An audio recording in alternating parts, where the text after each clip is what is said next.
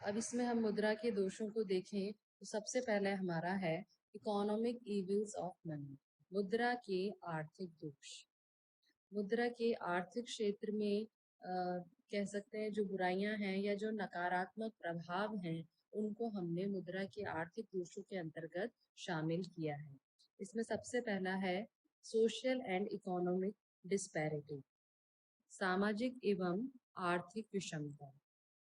वर्तमान में हम देखते हैं कि समाज में आर्थिक विषमताएं बहुत पाई जाती हैं और अर्थशास्त्रियों का ये मानना है कि ये मुद्रा के कारण ही उत्पन्न हुई है, क्योंकि कुछ लोग तो बहुत अधिक धन का संग्रह कर लेते हैं और अधिकांश लोग इससे वंचित रह जाते हैं।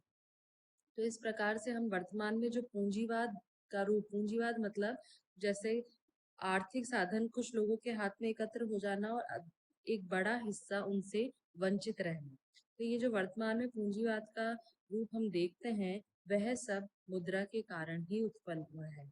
यदि मुद्रा का आविष्कार नहीं होता तो यह आर्थिक और सामाजिक विषमता उत्पन्न नहीं होती। और मुद्रा को यदि हम देखें वर्तमान में मुद्रा को संग्रहित करना इतना आसान हो गया है कि कोई भी व्यक्ति उसको कितनी भी मात्रा में संग्रहित कर सकता है और वो संग्रहण इजी हो जाने के कारण ही ये विषमताएं उत्पन्न हुई हैं।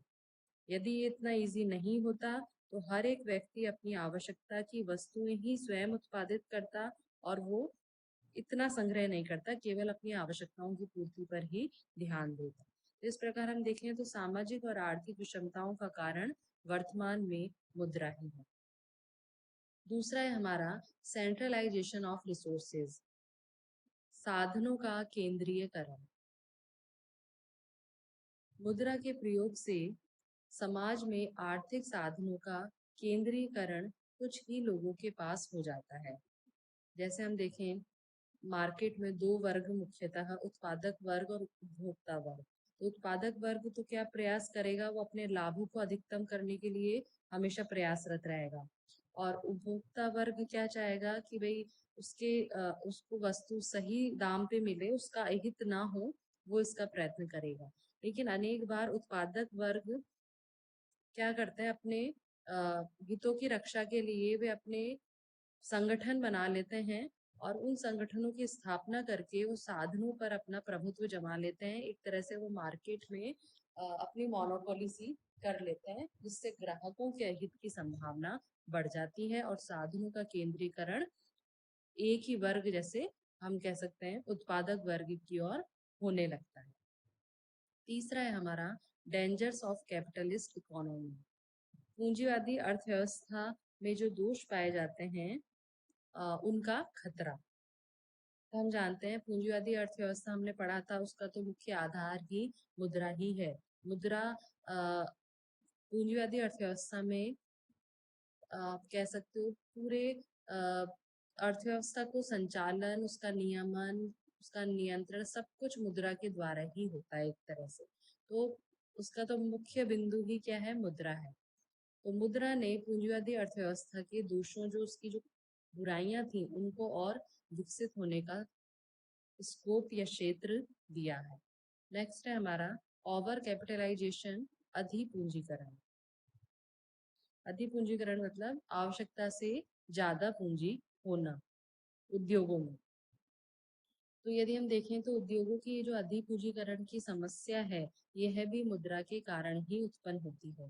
क्योंकि हम देखते हैं जिन उद्योगों में अधिक लाभ की संभावना होती है उसमें हम अधिक राशि विनियोजित करते जाते हैं। इसके कारण ऐसे उद्योगों में अति उत्पादन की समस्या उत्पन्न हो जाती है और जिसके परिणाम गंभीर होते हैं।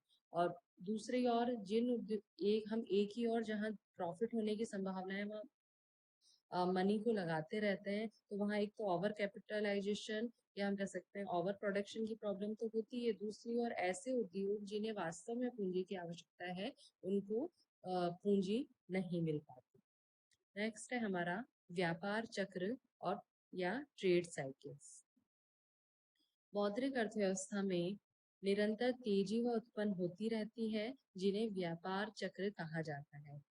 इन चक्रों का या इन बार-बार इनमें उतार-चढ़ाव, इन फ्लक्चुएशंस का अर्थव्यवस्था पर गंभीर प्रभाव होते हैं। और अधिकांश व्यापार चक्रों का यदि हम कारण देखें, तो मूल में मुद्रा ही उनका कारण होती है। इसके बाद है इनस्टेबिलिटी इन प्राइसेस, मूल्यों में अस्थिरता।